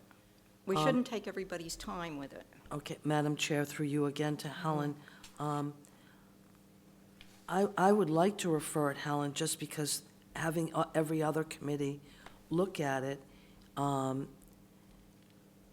they may come up with that same opinion, but it doesn't hurt for us to just refer it and see what comes up out of this. I understand what you're saying, and in the next case that we're going to look at tonight, I would recommend that we refer it for reasons I just stated, only in the inverse flip. But in this case, having been to a lot of these meetings before town meeting, it takes a lot of time, the different committees, i.e. boards, committees, and this is going to go to a lot of boards and committees. I think it takes them a lot of time. And I respect their time, and therefore I would rather just have CONSCOM do its job the way it does and not have it possibly subject to future restrictions that might get in the way of its use as it is now. Mr. Hort? Not to beat a dead horse, but your policy says you will refer it. It says, within 14 days of receiving any request, the Board of Selectmen shall charge the town administrator to notify all committees, boards, departments, and other potentially interested parties. It doesn't say may, it says shall. So your policy actually says to you that you are to tell me to refer it to these committees and boards. I apologize. That was pretty Yeah. clear. Okay, so may I have a I motion? didn't read the verb. I apologize. May I Madam have- Chair? Yes. Deanne, is there any leeway in the policy to say refers with prejudice, or that comes later in the process? It comes later in the process. I just read exactly what it says, and all it says is that you are to notify all committees, boards, departments, and other potentially interested parties. Got it. So it doesn't say anything about giving an opinion, to start out with or something like that. But you as a select board individually could obviously, give your opinion to any one of the committees or boards. So, and it's always good to have other people aware of what's going on and to have Good. their eyes on other parts of town. And good points, Helen, for later down in the process. True. May I have a motion? I move to refer the request for the disposition of town-owned land, map 20, parcels 11, 12, and 16, to the appropriate committees, boards, departments, and other potentially interested parties. Second. All in favor? Thank you. Okay, and then moving on to map 35, parcels 2001, 2009, 2010. Good night, guys. Yes, good night.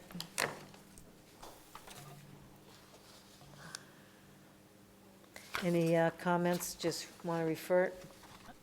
Yeah. I mean, I think we should just refer it Yeah. because we have no choice, but Yeah, it thank you. raises Yeah. a question, and that's just, I what if mean- we were to all vote no? I mean, what's the point of voting on it? Whatever, I don't want to get too in the weeds, but we just held a vote, but we have to do it. So what if we all vote no? We could abstain. I just don't understand. Yeah, my Well, the understanding. Conservation Commission always likes to get these areas protected. I don't think there's any malintent there, anything. No, I so- just mean, Yeah. I'm not talking Yeah. about, I'm talking about referring So these in if we just general. say It says no- We have to policy. vote yes. Yeah, but we're just, I mean, I this is when you say this is Makes me not wanna vote. procedure. This is procedure. Madam Sure. Chair. But yeah, I hear you. Any sense? Yeah, Madam Chair, the thing is, it's supposed to pass across our table. Yeah, But, that's what I mean by procedure. Now that I've, the humility of being on this board is a very good thing for all of us. But, Helen, Yeah. you make good points. yeah, well, the thing is about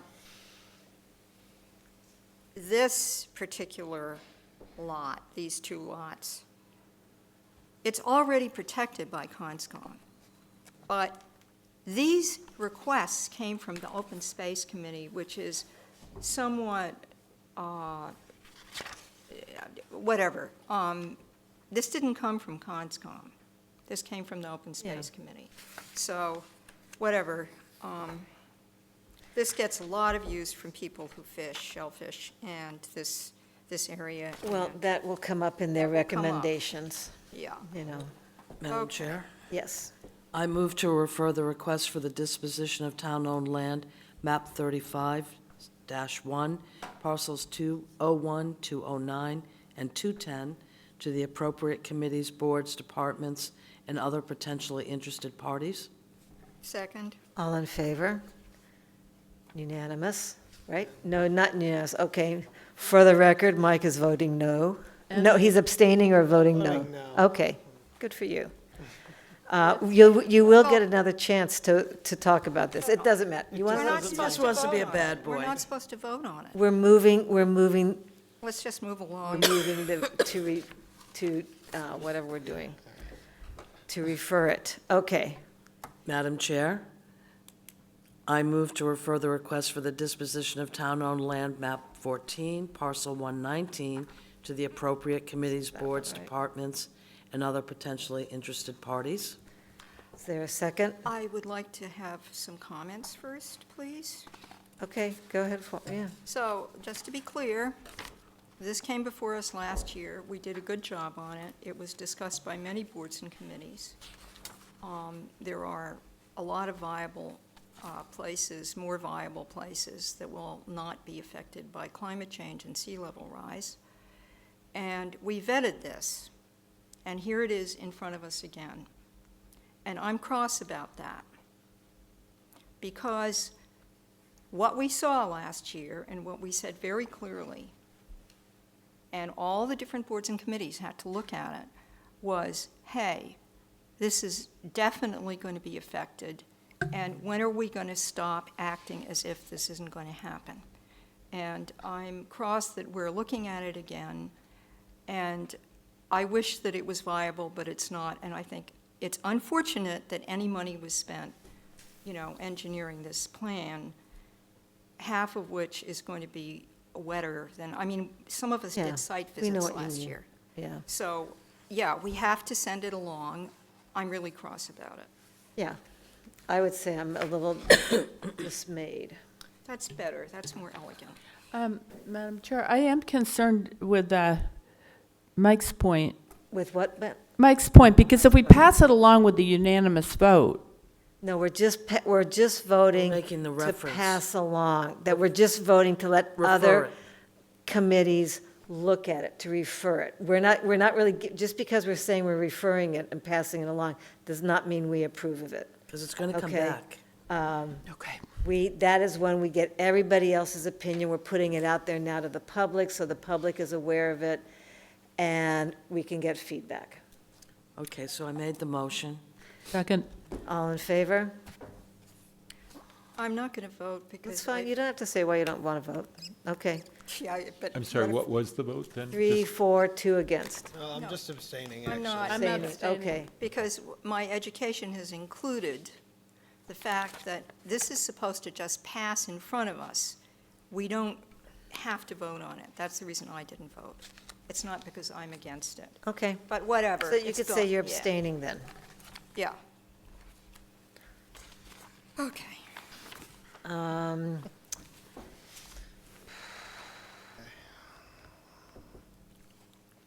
Okay, moving on to the approval of signatures to the Declaration of Restricted Covenants for 2619 State Highway, Route 6, Wellfleet, also known as Cumberland Farms. These, yeah, everybody knows what this is, right? This was some of the agreements that was made for them to have their So gas this is the tanks and agreement that, setbacks and- that restricts the Wave gas station Yeah. from being reused or, another gas station being rebuilt there. Yes. And Did you have some editing on this? no, but there are a Okay. couple things. One is just recap, unless we did this, it would travel with the deed for all time, that they could always do that. That's the reason we did it. But I read it again. And there are two issues here. The first is, it's unclear to me who drafted this. This was done by, in conjunction with Katie Klein from KP Law and the attorney from Cumberland Farms. Yes, and I'm asking that for the record. But in section 2, which is on page 2, if you look at it, there's an interesting set of terms. And it's unclear to me, having read it and having no difficulty with this fairly, clear legal language. It says, said restrictions may, during said term of years, be renewed for successive 20-year periods. And the select board, at any given time, would have to do that. Now, the word may means, yeah, we can bring it up and say, hey, guys, you've got to keep doing this. But it was interesting to me that this was in here. That what, excuse me, I didn't hear the last word. It's interesting to me that this is in here at all. In other words, this should, hold on. I'm not So saying anything, then, I'm just yeah. breathing in. Then, you go to the next page, page 3, section 9. It says no waiver. And here it says, in a way, the terms that we agree on are there for, good. In section 2, it refers to 99 years. But what troubles me is it entirely clear with this set of words that the select board does not have to refresh this commitment every 20 years, because that should not be in there if that's the case. It's unclear to me whether this is binding without refreshment from, and I'm using refreshment, it's not a legal term, but what you don't want is a board in 20 years, you know, when some of us are all going to be dead, like I'm speaking about myself, and nobody will remember this, and Cumberland Farms, believe me, will remember it. And I really want to know if this binds us sufficiently. So this also binds Cumberland Farms, and this is like a covenant you would have with any other piece of property, and that it goes right on their deed or in their deed file, and Madam Yeah. Chair, that's absolutely clear. However, what this says is, in Section 2, it says, I believe it, why is this even being brought up? And the word may is the only thing that gives me confidence. But the way this reads is, it's up to the town, the select board of the town, actually, and they didn't use select board in this document, so why does KP law not keep up with our charter? We don't have a board of selectmen anymore. The point is, I want to be sure before we sign this that it is absolutely binding whether or not a future select board refreshes it in 20 years. And I really think we shouldn't sign it unless it is, because that is what we asked for in the original deal we made with them. And of course, I have another query about why this is coming in so late, but never mind, here it is. I don't want to sign it until we're absolutely clear about that. I also think covenants, all covenants have a restricted amount of time. They're never in perpetuity. However, which at a minimum shall be 99 years from the recording of this declaration, that sounds healthy to me. But if it could expire in 20 years because the select board hasn't taken another look at it and acted on it in a timely fashion, that is not okay with me. So, Okay, if go I ahead. can just interject. So, I didn't catch it when I read through it the first time. I don't know why that may be renewed for 20-year periods, because it is a 99-year agreement. That's definitive in that first sentence. Can we wait, please, 2 weeks and find out from Katie Klein a little more about this one section? Completely up to you guys. You know what I mean? Just fine. to be careful. Kathleen has something to add? Madam Chair, through you to Ms. Wilson, what, would you like the word may stricken? No, I would like it if it has to be in there, but it's unclear to me Do you want why it to- this whole section is here, this part of this section is here, and we just need clarification from our attorney about it. Oh, okay, so just a couple of things on that. It's, you know, I think the wording in these things is probably pretty generic. They just, you know, whatever. But, I mean, I don't have any problem with the may thing. You know, I think that it's just, No, the may is good, because it doesn't require the select board to do it. But I think my take on it, just my guess, is their attorney put this in here, and I'd like to be sure that this will do what we need it to do if we sign it. And if we wait 2 weeks, we will get an answer. so you want it revetted? I want to know if this is binding enough, and you see, this requires, does it require a future select board who will know nothing about this, right, to do this, and why is it in there in the first place? It's a simple question, it probably has a simple answer, and let's just please wait 2 weeks. This is heavy. You know, we can, just wait 2 weeks. So, Get the Madam answer. Chair, no action, or what? Just Postpone? trying to quickly read it again. Doesn't bother me that much. How I'm reading this is when it talks about general law, and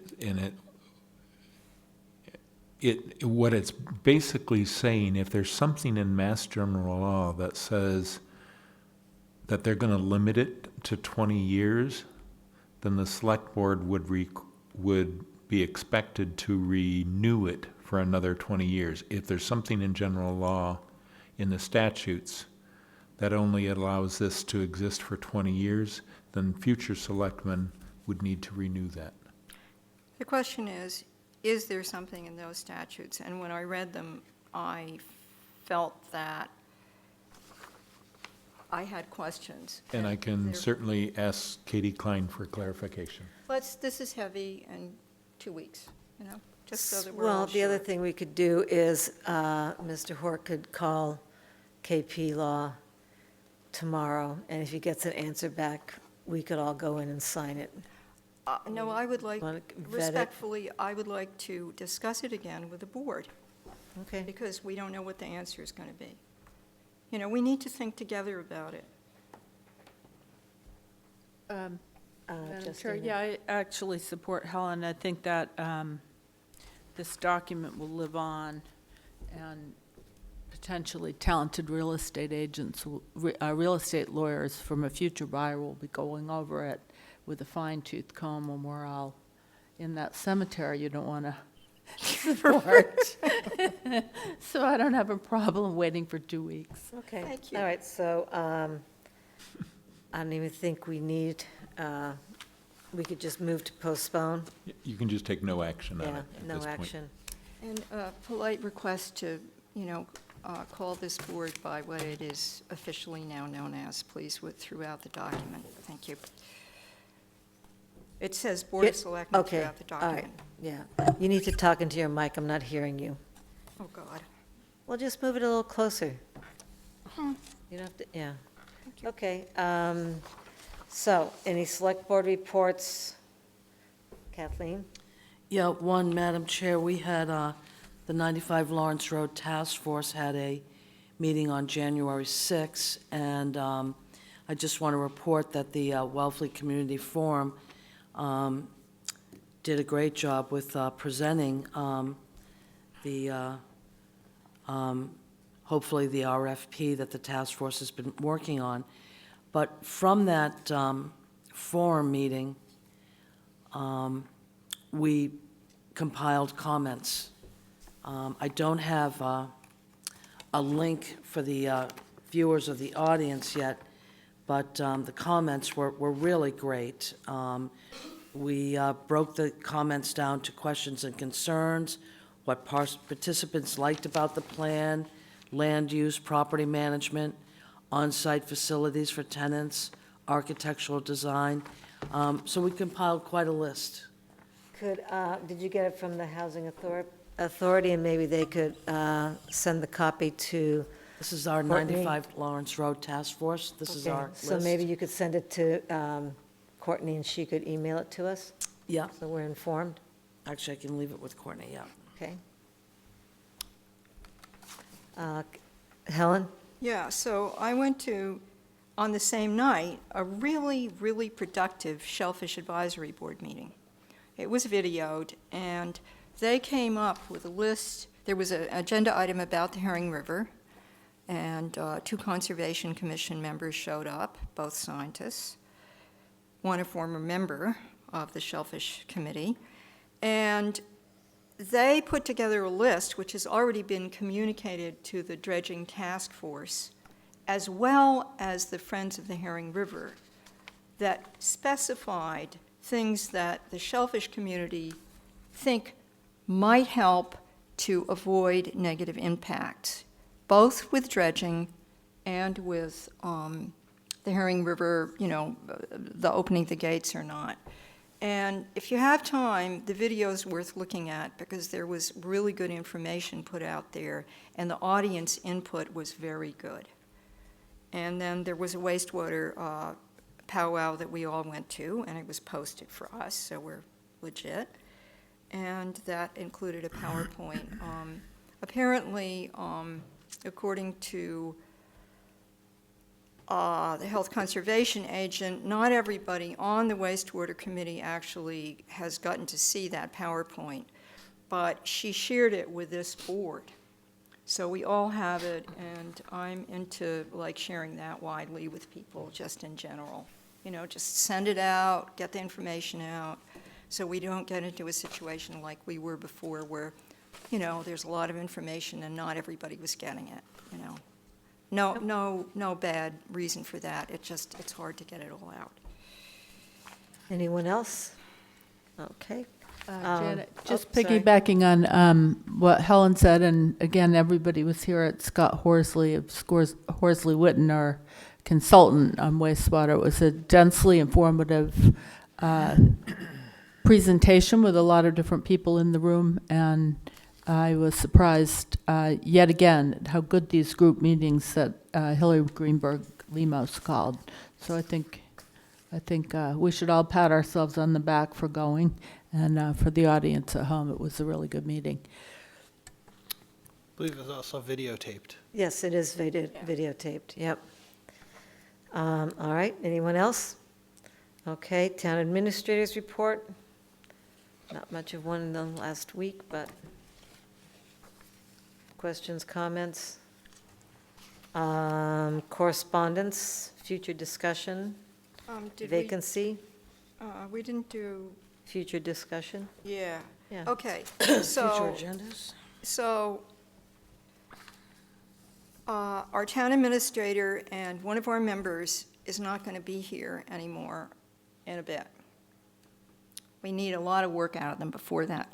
But the point is, we have two things that have been put on the back burner that have been sitting there and recycled for years. One is the Shellfish Shack. Oh my God, Helen, it's on my thing. Yeah, and the other is the old COA building, and we got an interesting suggestion from the town administrator about that. And I would like to deal with these two issues before we lose these two people, because there's a kind of historic memory, historic, what you call it? Institutional memory. Thank you. Don't speak English. That we need so that we don't have to go back to square one. And even so, I've been on this board now longer than anybody else, and I remember the first thing from the Building Needs Committee. I want all of us to see those documents again, all of them, so that when we look at it, we have everything we need to make a good decision finally about this, because it's been too long. Would you like to add 3 Kendrick Avenue to that as well? 3 Kendrick Avenue? She already forgot about it. I didn't, but that's an executive session thing that we need to resolve in an executive session so that we can, get to a new place with it and release things or not. Yeah, thank you. Just so we have the people that are, before we lose you. So the harbor master has gotten a plan drawn up by GEI Consultants. And it's been discussed to have that presentation, but to have other town people look at it and weigh in on it, on what's possible down at the harbor. And the Shellfish Shack is most likely included in that. So we should really I'll get talk a to Mike meeting about going that. this week, Yeah. Yeah. And I have to say, my opinion is with the old COA building is we need to wait for the RFP to come in before we decide anything about that. But I'd like to meet on it. So when I went to the Housing Authority's meetings on the 95 Lawrence, they wanted no plans on that because they felt it would be better to leave it all open for the contractor to bid on pieces of land that didn't have any other planned use. So that was their request, I'm going to say last fall or last spring already. So, yeah. Okay. So, however, we're discussing it now. If we had it as an agenda item, we could decide about that. But in the meantime, Mass Appeal needs a home. And- Well, but it's not going to be in that building as is. No, it's not. Point of order, it's not on the agenda. That's right. That's why I wanted Janet, it may I? on an agenda. Yes, I just have to Listen sneeze really tight. bad. Okay, sneeze. Listen tight. Just a couple of things, and I don't want to, again, belabor a conversation on the former COA. We need to go back to the town meeting vote with regard to the acreage that was set aside just for housing. Moving right along. I would, as Helen, like a final determination before I leave this seat on the Shellfish Shack. It was here when I arrived in 2017, and I'd like to be done with that item. I'd also like this board to consider adopting the local alcoholic beverage regulations from the town of Chatham. Okay, so. We just- have, So we can't discuss that, right? right, we have a copy of it here that Courtney has given me, and this is ours. The two are, yeah. This is much more comprehensive and cohesive for boards to be looking at than what we've got in our Okay, regs. good. And Courtney has a copy, Courtney has it, Yeah. so she can just email it to us. to you all a while ago, but yeah, I have copies. Yeah. Okay, So that's a future agenda item? okay, any other future agenda items? So we have, to before town meeting, we have to have that discussion of what the moderator suggested for the changes. Yeah, it's coming up on 'Cause- the 28th. Okay, Changes? yeah, do you remember what Danny Silverman suggested for possible changes to the town meeting process? Oh, yeah. Yeah, not big deal. Start time, all that stuff. Okay, anything else to come before us? May I have a motion to adjourn? I move to adjourn. I second. Favor, say aye. Thank Aye. you. Oh, yeah.